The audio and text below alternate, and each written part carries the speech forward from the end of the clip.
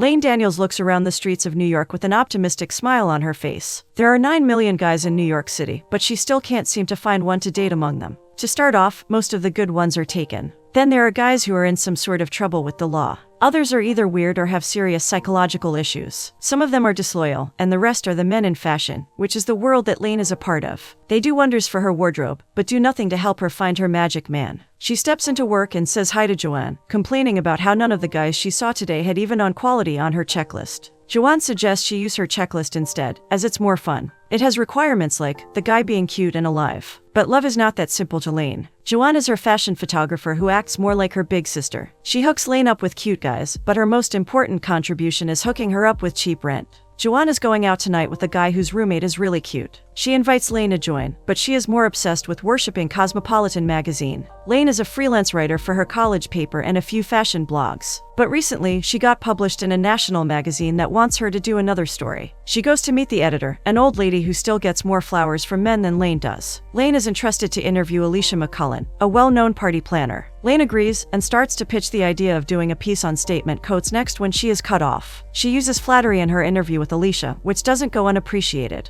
She adds that her piece is about fashion trends for the elite, when the waitress brings complimentary champagne to Alicia. This is all thanks to Rodrigo, Alicia's boyfriend, who does these romantic gestures to make his girlfriend think of him. She learns that Alicia's boyfriend is a tennis champion, who surprises her with a spontaneous exotic trip during the interview. He checks many of Lane's requirements that she's looking for in her dream man. But he's not hers to take, so she gets up in frustration and leaves them to be. Lane accompanies Joan in a photo shoot at their studio, while sharing her experience of how she blurted out her envy right in front of Alicia and Rodrigo. She explains that she couldn't help it, because Alicia had everything she has ever dreamed of in a man. This makes her feel like she is a total failure at love, and has nothing in her life to account for. This is when Joan breaks the news that Lane indeed has something worthwhile. Lane can't believe her ears when she listens to Joan tell her that she has a pitch meeting at Cosmopolitan magazine tomorrow. Lane instantly hugs Joan for arranging this for her by calling in a favor. Lane calls her the greatest friend one can have. Wearing her best outfit, Lane makes her way through the crosswalk that is going to take her to her dream workplace. She is daydreaming about the stairs to success she'll climb here, when she trips and makes a fool of herself on the street. Nevertheless, she gathers her confidence and makes it into the office. A shoot is going on, and she continues to enthusiastically boast to everyone that she's pitching a story to Kate at Cosmo. Kate White finally approaches Lane and takes her to her office. Lane starts with her ideas, but Kate doesn't seem much interested. She stands up to conclude the meeting, but Lane doesn't give up. Kate politely turns her down, because none of Lane's ideas appeal to her much. As they walk out together, Lane accepts defeat and jokes about going home and cuddling up to her imaginary boyfriend. Kate laughs and relates to her, but Lane finds it hard to believe that a woman as powerful and graceful as Kate could be single. Kate proves her point by confiding in Lane about how she just got dumped via BBM. Lane is surprised to hear that, and knows that the guy must have been not so great. She mentions her conversation with Joan about how there are no dateable guys in fashion these days. Kate chuckles when she hears of Lane's checklist, and admits that every year she doesn't find a man, one item from her checklist gets removed. She'll soon have no standards, and be left with only a gift bag to cuddle with. Kate goes on about how all the eligible guys are hiding out in their offices downtown,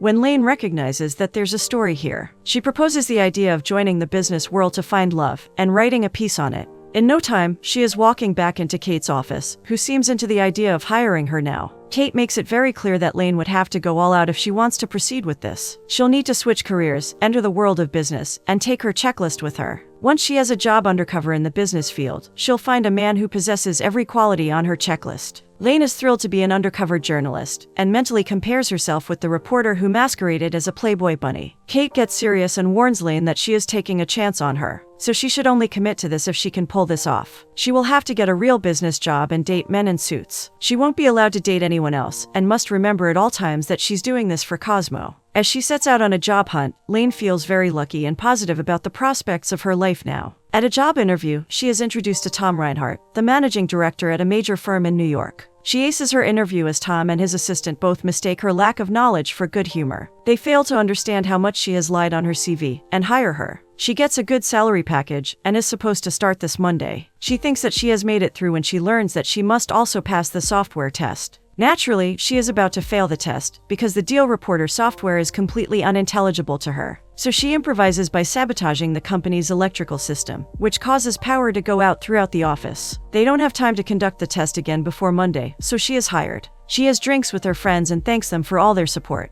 She also admits that she is nervous about starting her job tomorrow at an investing company. Joan boosts Lane's confidence by simplifying the concept of those companies for her. She hints that the trends of what people like to buy when Lane has been tracking all these years can be applied to companies and stocks as well. Joan clarifies that all her help is for selfish reasons, because the sooner Lane becomes a big writer for Cosmo, the more assignments she'll get for fashion photo shoots. Lane's friends have also gotten her a gift for her first day at work. They give her a fashionable purple leather briefcase and raise a toast to their future CEO. Lane gives herself a pep talk on her way to work on Monday morning. She is in awe of the many men she is surrounded by, and that she even gets to pick among them. Excited to see the variety of men in suits, she feels blessed to be hired by Cosmo to date hot men in suits. She calls Joan to thank her again for this opportunity, because she feels like a kid in a candy store. She is still chatting with Joan when John approaches her. He is going to work with her in a team with Tom. He explains that she will handle Tom's travel, calendar, and expenses, while she thinks to herself that she's part of a team, and the uniforms better be cute. She follows him to get her ID, after which he takes her to her cubicle. She greets Tom and asks whether he's wearing the same shirt from the interview. He responds that he has multiple shirts that look exactly the same. John adds that he bought 6 of the same shirt for each day of the week, and 1 extra for laundry day. She has always found it boring when guys talk about business, but Tom makes it seem interesting. She surveys the various men in suits to observe that most of the guys are single, and the few women in this field aren't even trying to get their attention. She loves her desk with its spinning chair that's right across from Tom's office. She calls Joan again from her work phone, and is gossiping about her boss when Tom clears his throat, standing behind her. He hands her a sheet of hand gestures she and he can use to communicate from each other's desks, without any additional noise or communication lines. He also gives her a list of frequent callers, and highlights the 2 callers that must be put through right away. They are the CEO of the company and his mom. When it's time for lunch, she takes a long time deciding what to order from the lunch menu. He, on the other hand, orders the same efficient meal every day, and eats it in his office to use his time wisely. Lane is struggling when a handsome stranger calls her out for not knowing what to do when the copier breaks. He has a good fashion sense, which is one of the items on her checklist. The guy, Seth, is charming and helps her with the copier, leaving her mumbling to herself. Lane can see that this place is crawling with potential magic men, and once one of them asks her out, she can complete her article within a week.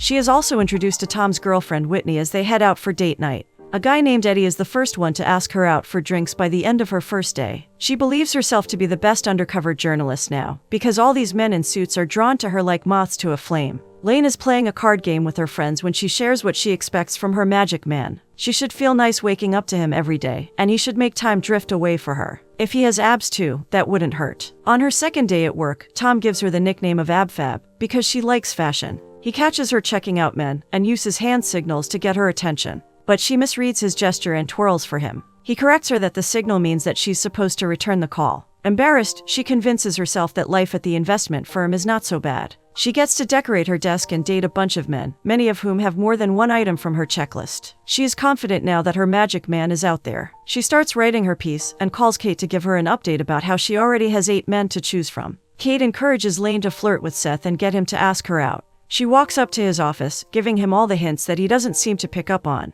He eventually comes around and asks her out for a drink. Lane is having drinks with Joan that evening when she mentions her date with Seth this Thursday. She hasn't started writing the article yet, and is still in the research phase. However, she has high expectations from Seth to have many items on her checklist. They're talking about Seth when Lane accidentally spills her drink on a handsome stranger at the bar. He has a sexy accent, which is one of the items on her checklist. He's also witty, which is another plus, and buys her and Joan a round of drinks before his dinner meeting. Lane enjoys learning more about him, while hoping he doesn't like Joan more. His name is Liam and he used to be a guitarist. He asks Lane out for dinner on the same night as her date with Seth. She agrees in a trance, forgetting that Liam is not a guy in a suit. She talks to an accountant, which helps her narrow down her choices, and she knows for sure now that she'll never date an accountant. Seth passes a smile to her during lunch, and she takes the janitor's help to put up some beads near her desk. But this is a problem for Tom, whose view is now blocked. Talking to him reveals to her that he cares deeply about the environment, and used to play harmonica. John is helping Lane with her broken router later when his girlfriend Margot calls him for lunch. Lane makes sure that Margot doesn't feel threatened by her as the couple walk off to have lunch together. Lane is on her date with Liam, where the waiter knows him because he often travels to New York, and is alone or with artists. He runs his own music label, and has the same taste in food as her, which earns him more points. Liam avoids talking about himself and shows an interest in getting to know her. Towards the end of their date, he offers to fly her out to Paris on a whim, which is another quality that Lane has been looking for. But she has to refuse, because she has work tomorrow. Yet they share a breathtaking kiss, after which he sends her home in a cab. As she's leaving him, Lane remembers Seth and her commitment to writing the article for Cosmo. She makes a quick stop at home and changes into another outfit to go on her date with Seth. As they talk and laugh, she thinks to herself that there is no problem with Seth, but he is no Liam. After their date, Seth says that he had a really good time and leans in to give her a kiss. But she angles her face away so that his kiss lands on her cheek, after which he grabs her a cab. She starts to doubt her undercover journalist abilities now. The men in suits around her have become a faceless blur since her date with Liam. She is daydreaming during a meeting with Tom, Seth, and Joan when Tom raises his voice to get her attention. He shows her a document that they're sending to Paris, which starts Tom to finally assert his authority on Lane. Seth and Joan leave the office using an excuse, and Tom confronts Lane about all the lies and exaggerations mentioned in her CV. He seems to be catching on to her, and gives her a strict warning that he doesn't tolerate lying. Lane is sent back to her desk, where she realizes that Liam is distracting her from her work. She gets the idea of changing her story, and leaves a handwritten resignation at Tom's desk. She is now going to write a story about meeting the perfect guy when she least expected it. She pitches it to Kate, who reminds her that she's no longer writing for her college paper. Kate conveys to Lane that she was entrusted with writing the cover story for Cosmo, which is the chance of a lifetime. So she must deliver her article the way Kate wants her to, and Liam has no play in any of this, so she must stop seeing him. Her only option is to submit a great article about finding love in the business world within the next 2 weeks. Therefore, she rushes back to her office and quickly removes her note from Tom's desk before he can see it. Lane is worried about her next date with Liam, because now that she has found her perfect man, she's not allowed to see him. She begins talking to him about the article when he kisses her, and brings up that it's really easy to fall in love with her. He compliments her and confides in her about his last heartbreak. He had a really meaningful long-term relationship, but his partner just ghosted him one day. Lane makes it her foremost mission to heal his wounded heart. They kiss some more, and he signals the wish to head over to her place, explaining that his father is in town and staying over. She spends the night with Liam, and later boasts about it to her friends the next morning. Joan reminds her of her deal with Kate while continuing with her photo shoot. Lane steps into a conference room, where Seth and Tom are on a video call with Mr. Belmont, the CEO. Both Seth and Mr. Belmont seem suddenly distracted and tempted, which makes Tom aware of Lane's presence in the room. Lane later tells her girls that Liam fills all the checkboxes on her list, when Joan points out that he may be perfect, but he's not a man in a suit. Lane and her friend head down from their sleepover with masks on their faces, down to the nearby supermarket to get some snacks. She encounters Tom there, who looks different when he is out of the office. They chat and joke about Lane's snack selection, and she apologizes for interrupting the conference call this morning. Tom is nice and understanding about it. Lane's friend shows her envy for her having such a cute boss. Lane adapts and improves herself at work by putting effort into efficiently communicating with Tom. John is all dressed up for his big lunch with Margot's parents and notices her improvement in contributing to the company's reports and write-ups. Lane catches Kate up on her progress so far, and she believes that Lane now needs a real relationship with one of these suited men to anchor the article. Kate directs Lane to go on a date every night, now that she has stopped seeing Liam. She must submit every single detail of these dates to Kate, as cover stories are full-time gigs. Kate suggests going on one more date with Seth, because he has the most potential, so she ends up asking Seth out on another lunch date. On her lunch with Seth, she gets texts from Liam and starts fantasizing about him. Seth is still talking when she temptingly whispers Liam's name. She covers up by making an excuse that her friend has an emergency, so Seth lets her walk out of the lunch. Lane takes her lunch up to her desk and devises a new plan to date Liam, write about him, but say that it's Seth. She offers her lunch Thai chicken wrap to Tom, as it's both healthy and delicious, and he should really try something new. She's still in his office when she gives him the advice to use color and composition to improve the visuals in his pitch. Seth makes eye contact with her several times as he passes from her desk. She uses this as inspiration to write how she feels about Liam, using Seth's name. On her date with Liam that night, she brings up her checklist and how perfectly he fits her criteria. He fulfills all her expectations, and leaves her completely satisfied the next morning. As Joan has breakfast with her and hears about her antics, she shows her concern, because she doesn't want Lane to get in trouble. Lane isn't as worried as Joan. Tom briefs his department about the upcoming internal review, where they need to prove their worth to Mr. Belmont. He has taken Lane's advice, and trusts her with handling the visuals for the presentation, which worries her. Nevertheless, she continues to date Liam and work long hours as part of a team, which feels great. She has printed a page from her article one day when Tom approaches her, wanting to get a new suit with her for the presentation. He also mentions in passing that he broke up with Whitney because she was too demanding. They go out shopping together, and she helps him pick out a dashing new outfit for the final presentation. They almost have a moment, after which Tom heads back to his office, with Lane deciding to join later. When she returns from her break, she finds Tom with a somber expression on his face. This is because he found the folder on her desk that had her article, and read it. Tom stands up, feeling hurt and betrayed, when Seth enters the office. Lane tries to explain that this isn't a stupid article, but a cover story for Cosmo magazine, and Seth tries to step out of this situation. Tom doesn't let him leave, which causes Lane to admit that she made those things up with Seth, and none of that really happened, with him, at least. Lane and Tom get into a heated argument, because they are both hurt by each other's actions and statements. Lane walks out on him, leaving her desk empty. She later vents about it to Liam on call, and wishes for him to come over. He responds that he's actually in London right now, but will be back later this week. She goes to dinner with Joan, at the restaurant where she and Liam had their first date.